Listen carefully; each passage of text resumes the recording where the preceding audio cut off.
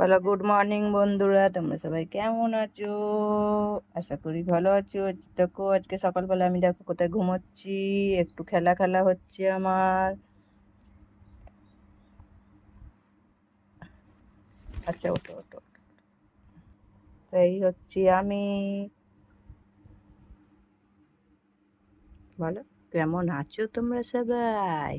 তোমরা কি ভালো আছো বন্ধুরা? আমরা এখন চা খাবো, তোমরা দেখবে। দেখো মেয়ে চা নিয়ে আসছে, চা খাওয়া হবে। তো এই যে সকালের চা, চা খাবো আমরা। আর এখানে আছে, এটা কি বিস্কুট তোমরা কমেন্ট করো, জানো।